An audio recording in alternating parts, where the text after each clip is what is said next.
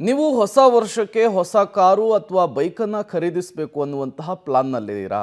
ಹಾಗಾದರೆ ಸ್ವಲ್ಪ ಅಲರ್ಟ್ ಆಗಿ. ಯಾಕೆಂದರೆ ಮುಂದಿನ ತಿಂಗಳು ಅಂದರೆ ಫೆಬ್ರವರಿಯಿಂದ ಹೊಸ ವಾಹನವನ್ನು ಖರೀದಿಸ್ತಾ ಇರೋರಿಗೆ ರಾಜ್ಯ ಸರ್ಕಾರ ಶಾಕ್ ಒಂದನ್ನು ಕೊಡ್ತಾ ಇದೆ. ಏನಪ್ಪ ಶಾಕ್ ಅಂದ್ರ? ಇಲ್ಲಿದೆ ನೋಡಿ ಡೀಟೇಲ್ಸ್. ಹೊಸ ಕಾರು ಬೈಕ್ ಖರೀದಿಸೋರಿಗೆ ಶಾಕ್. 15 ದಿನದಲ್ಲಿ ಜಾರಿಗೆ ಬರಲಿದೆ ಹೊಸ ಸೆಸ್. ರಾಜ್ಯದಲ್ಲಿ ದಿನದಿಂದ ದಿನಕ್ಕೆ ವಾಹನ ಖರೀದಿಸುವವರ ಸಂಖ್ಯೆ ಹೆಚ್ಚಾಗುತ್ತಿದ್ದು 2024ರಲ್ಲಿ ಬೆಂಗಳೂರು ಒಂದರಲ್ಲೇ 6.44 ಲಕ್ಷ ವಾಹನಗಳು ನೋಂದಣಿಯಾಗಿವೆ. ಎಮರ್ಜೆನ್ಸಿಗೆ ಮನೆಗೆ ಒಂದು ಬೈಕ್ ಬೇಕು ಅಂತ ಸಾಲ ಸೋಲ ಮಾಡಿ ಇಎಂಐ ಮಾಡಿಕೊಂಡು ಬೈಕ್ ಕೊಳ್ಳುವವರ ಸಂಖ್ಯೆ ಜಾಸ್ತಿಯಾಗಿದೆ. ಇನ್ಮುಂದೆ ಬೈಕ್ ಹಾಗೂ ಕಾರು ಕೊಳ್ಳುವ ಮಧ್ಯಮ ವರ್ಗದವರ ಕನಸು ಮತ್ತಷ್ಟು ದುಬಾರಿಯಾಗಲಿದೆ.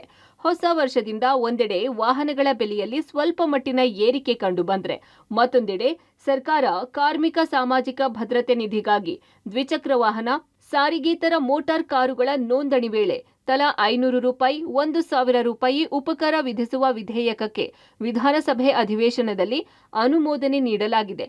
ಈ ಅನುಮೋದನೆಗೆ ರಾಜ್ಯಪಾಲರ ಸಹಿಯಾಗಿ ಸರ್ಕಾರದ ಗೆಜೆಟ್ ನೋಟಿಫಿಕೇಶನ್ ಸಹ ಆಗಿದೆ. ಇನ್ನು ಸಾರಿಗೆ ಕ್ಷೇತ್ರಕ್ಕೆ ಸಂಬಂಧಿಸಿದ ಚಾಲಕರು ಸೇರಿ ಮತ್ತಿತರ ಕಾರ್ಮಿಕರ ಕ್ಷೇಮಾಭಿವೃದ್ಧಿಗೆ ನಿಧಿ ಸಂಗ್ರಹಣೆಗೆ ನಿರ್ಧಾರ ಮಾಡಲಾಗಿದೆ. ಈ ನಿಧಿಗೆ ಸುಮಾರು 100 ಕೋಟಿ ರೂಪಾಯಿ ಬೇಕಾಗಬಹುದು ಎಂದು ಅಂದಾಜಿಸಲಾಗಿದೆ. ಈ ವಿಧೇಯಕದಂತೆ ಸರ್ಕಾರದ ವಾಹನ ತಂತ್ರಾಂಶದಲ್ಲಿ ಅಪ್ಡೇಟ್ ಆಗೋದು ಮಾತ್ರ ಬಾಕಿ ಇದೆ. ಮುಂದಿನ 15 ದಿನಗಳಲ್ಲಿ ಸಾಫ್ಟ್ವೇರ್ ಇನ್ಕಾರ್ಪೊರೇಟ್ ಆಗಬಹುದು. ಹೀಗಾಗಿ ಮುಂದಿನ ತಿಂಗಳಿನಿಂದ ದ್ವಿಚಕ್ರ ವಾಹನಗಳ ನೋಂದಣಿ ವೇಳೆ 500 ರೂಪಾಯಿ ಹಾಗೂ ಸಾರಿಗೇತರ ಮೋಟಾರ್ ಕಾರುಗಳಿಗೆ 1,000 ರೂಪಾಯಿ ನೀಡಬೇಕಾಗುತ್ತದೆ. ಹೊಸ ಸೆಸ್ಗೆ ವಾಹನ ಸವಾರರಿಂದ ಸಾಕಷ್ಟು ಆಕ್ರೋಶ ವ್ಯಕ್ತವಾಗಿದೆ. ಏನು ಈಗ ಎಲ್ಲ ದುಬಾರಿ ಆಗೋಗ್ಬಿಟ್ಟಿದೆ, ದುಬಾರಿ ದುನಿಯಾ. ಈಗ ರಾಜ್ಯ ಸರ್ಕಾರ ಒಂದಾದ್ಮೇಲೆ ಒಂದು ಏರಿಸ್ತಾನೆ ಇದೆ. ನಿಜವಾಗ್ಲೂ ಇದರಲ್ಲಿ ಹೊಡೆತ ಬೀಳ್ತಾ ಇರೋದು ಶ್ರೀಮಂತರಿಗೆ ಅಲ್ಲ, ಬಡವ್ರಿಗೂ ಅಲ್ಲ, ಮಧ್ಯಮ ವರ್ಗದವ್ರಿಗೆ ತುಂಬ ಹೊಡೆತ ಬೀಳ್ತಾ ಇದೆ. ಈಗ ಈ ವೆಹಿಕಲ್ ಮೇಲೂ ಸೆಸ್ಗಳು ಹಾಕ್ತಾ ಇದ್ದಾರೆ, ಮುಂದಿನ ತಿಂಗಳಿಂದ ಜಾರಿ ಮಾಡ್ತೀವಿ ಅಂತ ಹೇಳಿದ್ದಾರೆ.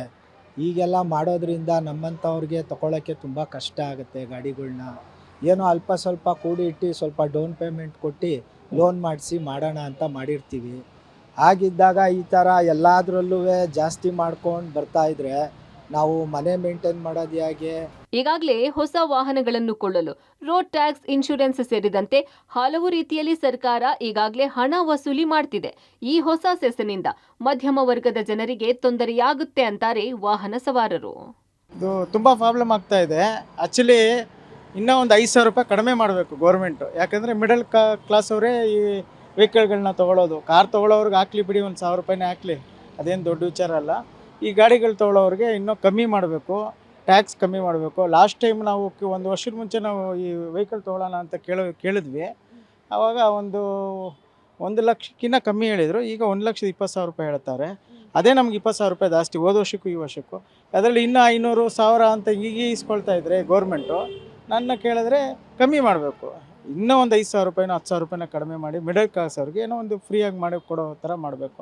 ಟ್ಯಾಕ್ಸ್ಗಳು ಮಾಡೋದು ಕಮ್ಮಿ ಮಾಡಬೇಕು ಅಂತ ನಾನು ಕೇಳ್ಕೊಳ್ತೀನಿ. ಒಟ್ಟಾರೆ ಸರ್ಕಾರ ಕಾರ್ಮಿಕರ ಕ್ಷೇಮಾಭಿವೃದ್ಧಿಗೆ ಸೆಸ್ ಹಾಕ್ತೇವೆ ಅಂತಿದ್ರೆ ಹೊಸ ವಾಹನ ಖರೀದಿದಾರರು ವಿರೋಧಿಸುತ್ತಿದ್ದಾರೆ.